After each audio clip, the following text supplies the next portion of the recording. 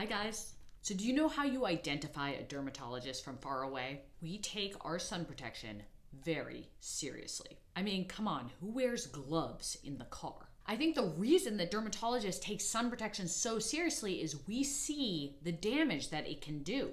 I remove skin cancers for a living, both non-melanoma skin cancers and melanoma. I see the damage that is done by these tumors. I've removed people's entire noses. I've seen patients have metastatic disease and even die. And that's not even to mention the wrinkles and the sun damage and the sunspots. So while you don't have to go to a dermatologist extreme to protecting your skin, it is essential that you use sunscreen to protect your skin from the UV damage. So which sunscreen should you choose? In this video, I'm going to be explaining how to choose a sunscreen, how to interpret what is on the bottle, what that bottle is trying to tell you. And I want you to find one that works for you that you can use every day. If you're just tuning in, I'm Dr. Abby Waldman. I'm a dermatologist at Brigham and Women's Hospital in Boston. So here are some common complaints that I hear all the time about why I'm not going to wear sunscreen. So one is, I have sensitive skin. I have acne-prone skin or rosacea-prone skin. It burns my eyes when I put it on. It takes too long to apply, or I have to buy another product in the morning. It's too expensive. It looks bad on my face. There's this white sheen. It wrecks my makeup when I reapply. I'm worried for myself and my family about applying chemicals to my skin. So I'm going to provide some solutions to these issues as well as provide some product examples. So first, some logistics about how to interpret the label on sunscreen. So sunscreen protects against UVA and UVB light if it's labeled as broad spectrum. So you're gonna be able to find that right on the label. It's gonna say broad spectrum. UVA is generally what's gonna cause wrinkles and sun damage, and UVB is generally what causes sunburn. So you really want a sunscreen that protects against both, hence broad spectrum. SPF stands for sun protection factor. And this number is actually kind of confusing. So that number is the solar energy that is going to burn you with the sunscreen on compared to the solar energy that is going to burn you without the sunscreen on. So what does this even mean? It means that if your skin is like mine, where you're pretty fair, you burn, but you also tan. This is called a Fitzpatrick skin type 2. If I have no sunscreen on and I'm out running in 11 a.m. heat out in the summer in Florida, it's gonna take about 10 minutes of UV exposure for me to burn.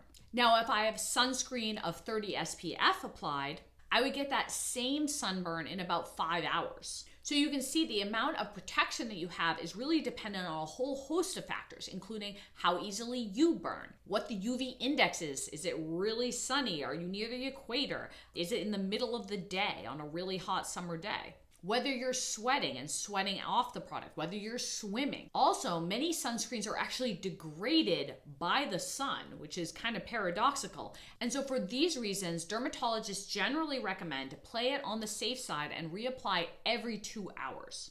You want to look for anything 30 SPF and over. This one has 50. The higher SPF, the better, but really you're getting minimal returns with anything over 30 SPF. So as long as it says 30, you should be good. So let's talk about how sunscreens work. I feel like there's a lot out there about sunscreens being bad, chemical sunscreens versus mineral sunscreens. So generally sunscreens work in either one of two ways. So sunscreens either contain chemicals like oxybenzone and avobenzone, and those absorb the UV light.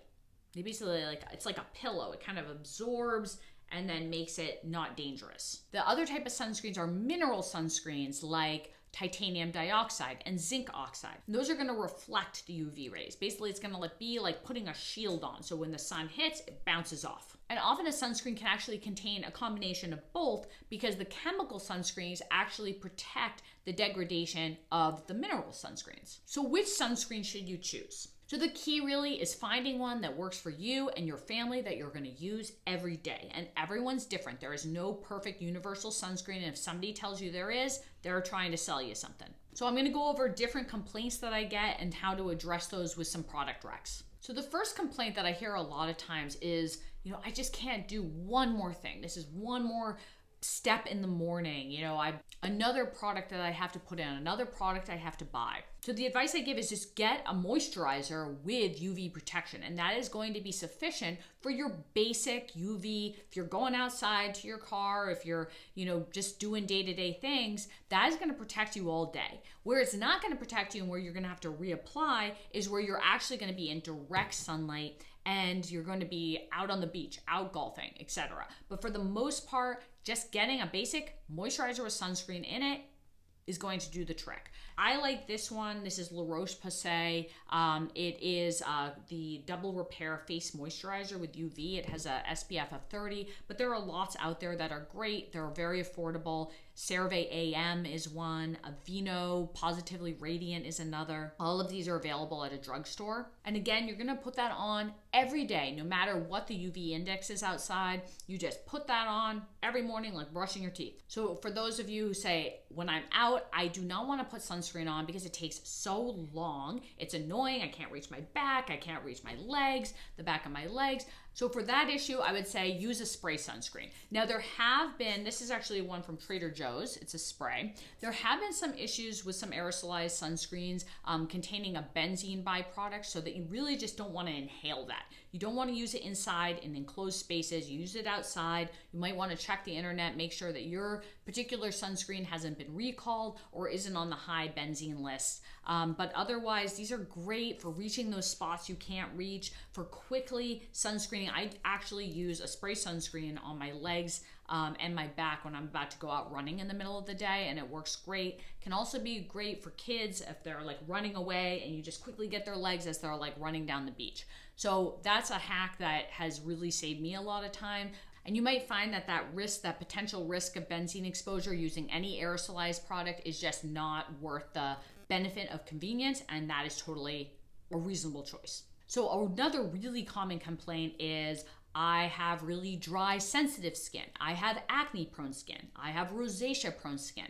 So to start, if you have dry, sensitive skin, generally mineral sunscreens are going to be better tolerated for you. So chemical sunscreens can sometimes be a little more irritating. They can have higher potential for allergy, contact allergy. So one I recommend that if you do have dry, sensitive skin is, this is actually one I'm using right now. This is the La Roche-Posay Anti-Helios HA Mineral, and it has it's formulated with hyaluronic acid, so it adds that additional moisturizing factor if you have really dry skin. Now, what if you have really acne-prone skin or rosacea-prone skin? So there are products that are compounded with niacinamide, which can decrease inflammation, and that can help for those who have inflammatory conditions of the face like acne or rosacea. So this is one, UV Clear Broad Spectrum. This is to be used on the face. EltaMD makes it, and it is compounded with niacinamide and can help reduce the inflammation and reduce sensitivity for patients with acne and rosacea. So what if you get it in your eyes and it burns every single time you put on sunscreen? So this is my husband in a nutshell. Somehow, he's puts it on his hands and then he just like puts it in his eyes. I'm like, don't put it in your eyes. But it is a really common complaint. Also, my kids sometimes will complain about this too.